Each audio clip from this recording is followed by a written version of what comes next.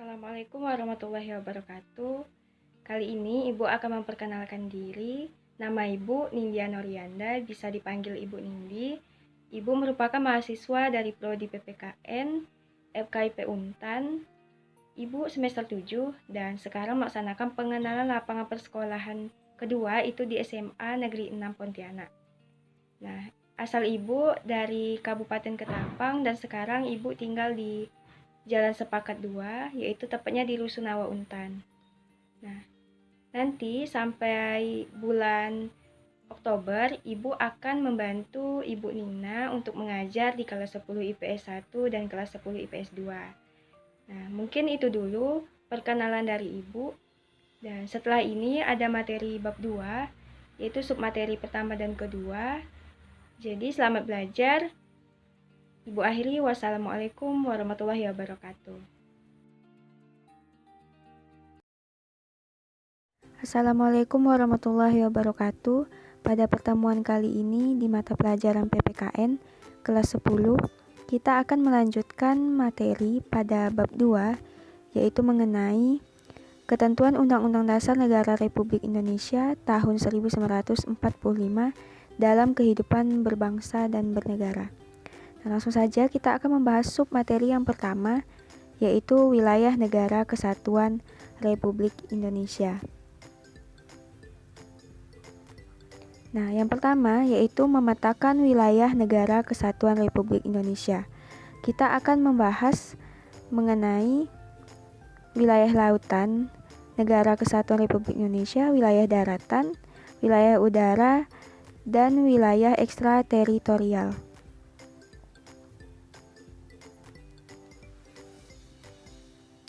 Nah, bagaimana dengan wilayah laut Indonesia?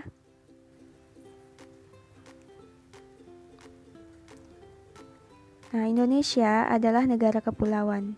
Hal ini ditegaskan dalam pasal 25A Undang-Undang Dasar Negara Republik Indonesia tahun 1945 yang menyatakan bahwa negara Republik Indonesia adalah sebuah negara kepulauan yang berciri Nusantara dengan wilayah yang batas-batas dan hak-haknya ditetapkan oleh undang-undang.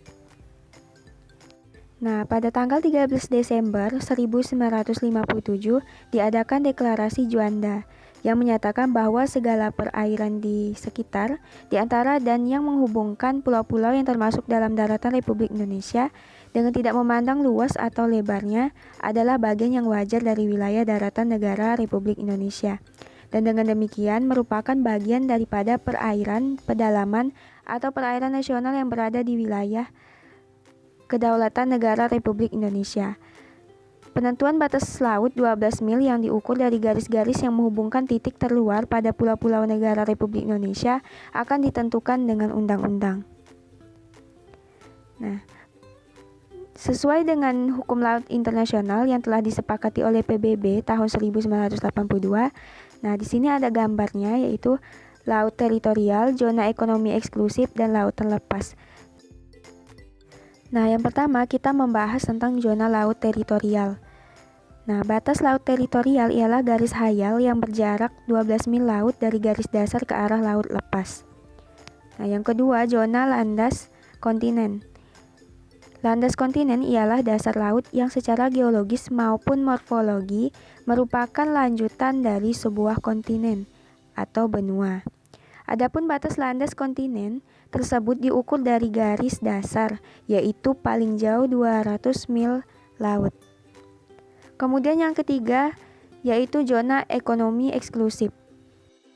Zona ekonomi eksklusif adalah jalur laut selebar 200 mil laut ke arah laut terbuka diukur dari garis dasar. Nah, selanjutnya bagaimana dengan wilayah daratan Indonesia? Wilayah daratan Indonesia memiliki kedudukan dan peranan yang sangat penting bagi tegaknya kedaulatan Republik Indonesia. Potensi wilayah daratan Indonesia tidak kalah besarnya dengan wilayah lautan. Di bawah daratan Indonesia juga terkandung kekayaan alam yang melimpah berupa bahan tambang. Nah, berikutnya bagaimana dengan wilayah udara Indonesia? Berdasarkan Konvensi Chicago tahun 1944 tentang penerbangan sipil internasional dijelaskan bahwa setiap negara mempunyai kedaulatan yang utuh dan eksklusif di ruang udara yang ada di atas wilayah negaranya. Negara kita mempunyai kekuasaan utuh atas seluruh wilayah udara yang berada di atas wilayah daratan dan lautan. Nah, kemudian lalu apa itu wilayah ekstrateritorial? Wilayah ekstrateritorial merupakan wilayah negara kita yang dalam kenyataannya terdapat wilayah negara lain. Perwujudan dari wilayah ini adalah kantor-kantor perwakilan diplomatik Republik Indonesia di negara lain. Nah, selanjutnya kita membahas tentang batas wilayah negara kesatuan Republik Indonesia. Batas-batas wilayah Indonesia di sebelah utara yaitu Indonesia berbatasan langsung dengan Malaysia bagian timur, tepatnya di wilayah sebelah utara Pulau Kalimantan. Wilayah Laut Indonesia sebelah utara berbatasan langsung dengan laut 5 negara, yaitu Malaysia, Singapura, Thailand, Vietnam, dan Filipina. Selanjutnya yaitu batas-batas wilayah Indonesia di sebelah barat. Nah, di sebelah barat Indonesia berbatasan dengan Samudra Hindia dan perairan negara India. Dua pulau yang menandai perbatasan Indonesia-India adalah Pulau Ronde di Aceh dan Pulau Nicobar di India. Nah, selanjutnya batas-batas wilayah Indonesia di sebelah timur, yaitu berbatasan dengan daratan Papua Nugini dan perairan Samudra Pasifik. Selanjutnya yaitu batas-batas wilayah Indonesia di sebelah selatan. Yang pertama, berbatasan dengan darat Timor Leste, yang kedua perairan Australia, dan yang ketiga yaitu Samudra Hindia. Nah, selanjutnya kita akan masuk ke sub materi yang kedua, yaitu kedudukan warga negara dan penduduk Indonesia. Yang pertama yaitu status warga negara Indonesia. Kewarganegaraan Republik Indonesia diatur dalam Undang-Undang Nomor 12 Tahun 2006 tentang Kewarganegaraan Republik Indonesia. Menurut undang-undang ini, orang yang menjadi warga negara Indonesia adalah: yang pertama, setiap orang yang sebelum berlakunya undang-undang tersebut telah menjadi WNI. Yang kedua, anak yang lahir dari perkawinan yang sah dari ayah dan ibu WNI. Yang ketiga, anak yang lahir dari perkawinan yang sah dari seorang ayah WNI dan ibu WNA atau sebaliknya. Dan yang keempat itu anak yang lahir dari perkawinan yang sah dari seorang ibu WNI dan ayah yang tidak memiliki kewarganegaraan. Nah, selanjutnya yang kelima yaitu anak yang lahir dari tenggang waktu 300 hari setelah ayahnya meninggal dunia dari perkawinan yang sah dan ayahnya itu seorang WNI. Kemudian anak yang lahir di luar perkawinan yang sah dari ibu WNI, anak yang lahir di luar perkawinan yang sah dari ibu WNA yang diakui oleh seorang ayah WNI sebagai anaknya, dan pengakuan itu dilakukan sebelum anak tersebut berusia 18 tahun. Nah, berikutnya yaitu anak yang lahir di wilayah negara Republik Indonesia yang pada waktu lahir tidak jelas status kewarganegaraan ayah dan ibunya. Anak yang baru lahir yang ditemukan di wilayah negara Republik Indonesia selama ayah dan ibunya tidak diketahui. Kemudian anak yang lahir di wilayah negara Republik Indonesia apabila ayah dan ibunya tidak memiliki kewarganegaraan.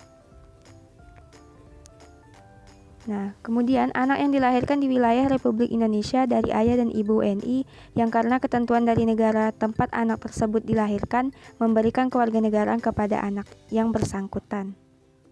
Nah, kemudian anak dari seorang ayah atau ibu yang telah dikabulkan permohonan kewarganegaraannya, kemudian ayah atau ibunya meninggal dunia sebelum mengucapkan sumpah. Nah, menurut kalian apakah sama pengertian antara rakyat, penduduk, dan warga negara? Nah, jelas berbeda. Yang pertama, penduduk dan bukan penduduk. Penduduk adalah orang yang bertempat tinggal atau menetap dalam suatu negara.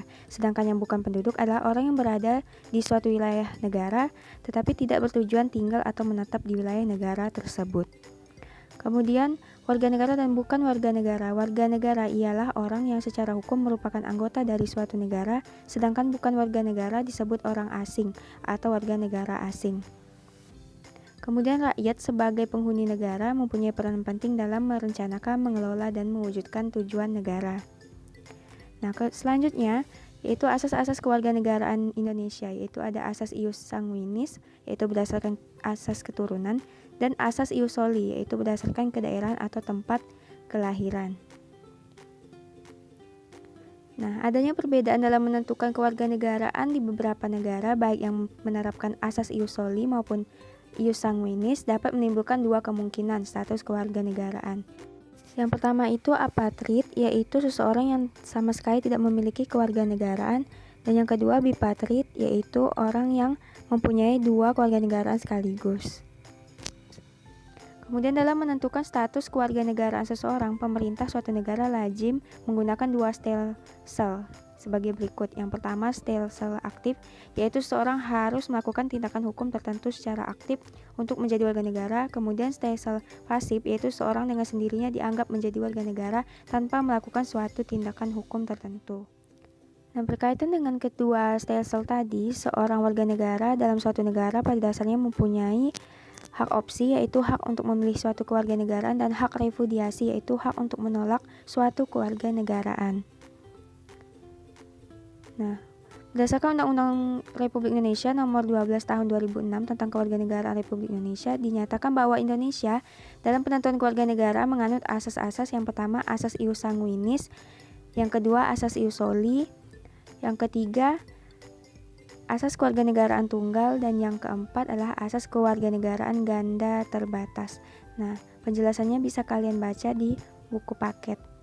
Nah, berikutnya yaitu syarat-syarat menjadi warga negara Indonesia. Yang pertama yaitu naturalisasi biasa. Orang dari bangsa asing yang akan mengajukan permohonan kewarganegaraan dengan cara naturalisasi biasa harus memenuhi pasal 9 Undang-Undang Republik Indonesia Nomor 12 Tahun 2006. Kemudian yang kedua, naturalisasi istimewa, yaitu diberikan sesuai dengan ketentuan pasal 20 Undang-Undang Republik Indonesia Nomor 12 Tahun 2006.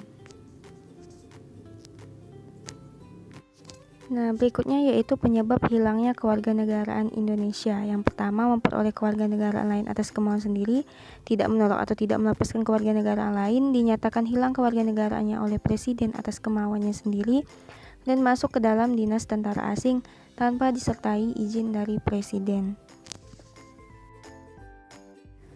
Nah, masuk dalam dinas negara asing atas kemauan sendiri, yang mana jabatan dalam dinas tersebut di Indonesia hanya dapat dijabat oleh WNI, mengangkat sumpah atau menyatakan janji setia kepada negara asing, kemudian turut serta dalam pemilihan sesuatu yang bersifat ketatanegaraan untuk suatu negara asing meskipun tidak diwajibkan keikutsertaannya.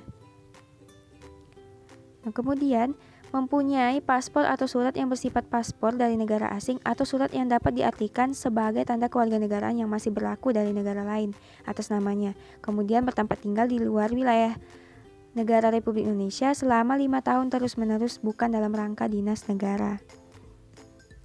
Nah, demikian materi pada pertemuan kali ini. Semoga dapat bermanfaat dan jangan lupa untuk mempelajari materi berikutnya. Saya akhiri. Wassalamualaikum warahmatullahi wabarakatuh.